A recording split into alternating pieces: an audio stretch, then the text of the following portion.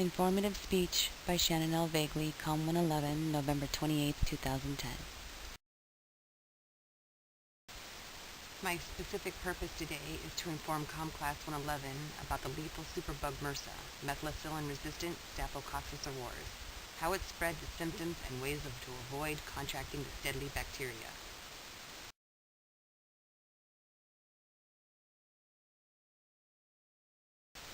This is my horrifying story of how I became infected with the deadly bacteria MRSA. I had been having some symptoms of an abscess in my lower back where I had recently had a tattoo placed. I went to the doctor and they had sent me home with some antibiotics and the knowledge that they were just ingrown hairs in my new tattoo, and said that it was absolutely nothing for me to worry about.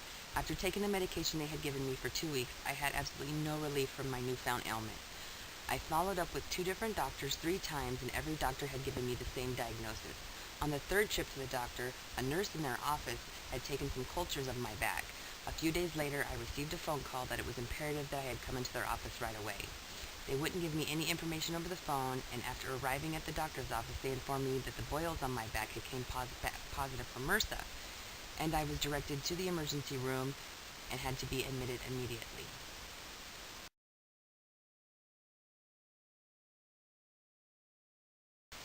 For the next few moments, I will provide you with information about MRSA. I will also explain how it is spread and its symptoms. Furthermore, I will outline the severe consequences that can result from delaying in medical treatment. Finally, I will explain how to avoid coming into contact with this potentially deadly bacteria. First, I will start by discussing what MRSA is and how it is spread. I will also explain who is the most vulnerable to this bacteria and why. Due to MRSA having such a dangerous effect on our communities, it is imperative to have a clear understanding of its transmission. MRSA is, by definition, any strain of Staphylococcus aureus bacteria that has developed a resistance to beta-lactam antibiotics. These antibiotics include methicillin and other more common antibiotics such as oxacillin, penicillin, and amoxicillin.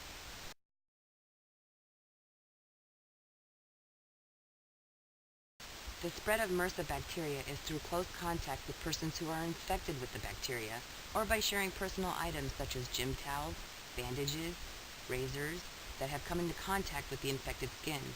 Other possible ways of transmissions are through tanning beds and gym equipment and other unsanitary items.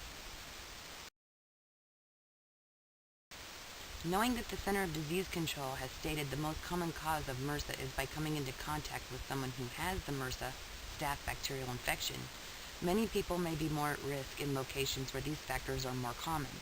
This includes athletic facilities, schools, dormitories, military barracks, households, correctional facilities, and daycare centers. While 25 to 30% of people are colonized in nose with staph, less than 2% are colonized with MRSA. Teenagers and young adults are at an increased risk of contracting the MRSA bacteria due to the congestion in schools K through 12 and daycares. College students especially have an increased risk. Freshmen living in dorms are vulnerable to the disease because of lifestyles, relocation, sharing personal items. Furthermore, jails and hospitals have factors such as overly crowded living conditions. Although the CDC states that MRSA disease is still predominantly related to exposure to healthcare delivery, about 85% of all invasive MRSA infections were associated with healthcare, and those of about 2/3 occurred outside the hospital, while about only 1/3 occurred during hospitalization. About 14% of all infections occurred in persons without obvious exposure to any healthcare. The signs and symptoms of MRSA will vary by the type and stage of the infection. The first symptom of MRSA is a skin infection that may appear as a pustule or boil, which may often be red, swollen, and very painful. It may even have pus or other drainage. They often first look like a spider bite or bumps. These skin infections commonly occur at sites visible to skin trauma, such as cuts and abrasions. Even though MRSA is predominant among certain types of communities, those who do not receive treatment for their MRSA outbreak have rapid advancement of the bacteria, which can lead to death in many cases. The CDC has informed healthcare professionals and predominant communities the importance of recognizing symptoms of MRSA, and as with regular staph infections also. Recognizing these symptoms and signs and receiving treatment for MRSA and skin infections in early stages reduces the chance of the infection becoming severe.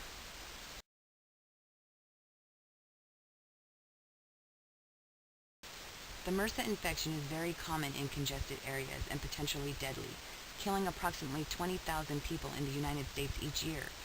The most deadly cases occur when the bacteria enters the bloodstream through a small cut or open wound in the body's tissue. MRSA is treated in hospitals by infusion of aggressive antibiotics such as vancomycin. Treatment for MRSA skin infections may include having a healthcare professional drain your infection and prescribe antibiotics such as vancomycin. Do not attempt to treat your MRSA infection by yourself. Doing so can worsen your symptoms and spread it to others.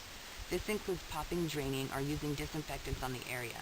If you think you may have an infection, cover the affected area and wash your hands and contact your healthcare provider immediately. The CDC states that the superbug is lethal to all age groups. By this means of a healthier understanding of MRSA and its symptoms, I will now introduce ways that you can help protect yourself and your family from contracting this disease. Being educated about MRSA and learning preventive measures can help prevent its spreading to others. Here are some effective ways to keep from contracting MRSA. Keeping your hands clean and washed thoroughly with soap and water, or using an alcohol-based hand rub. Keeping your cuts and scrapes clean and covered with bandages until they are healed. Avoid contact with other people's wounds and bandages, and avoid sharing personal items such as towels, razors, and so on.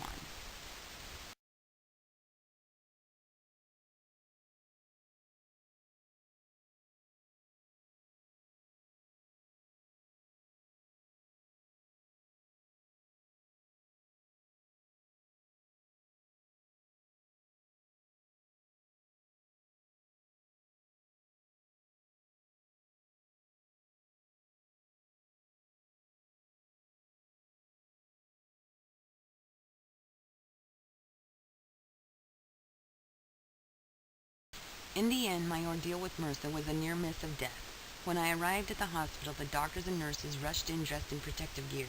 I felt as if I was out of a movie.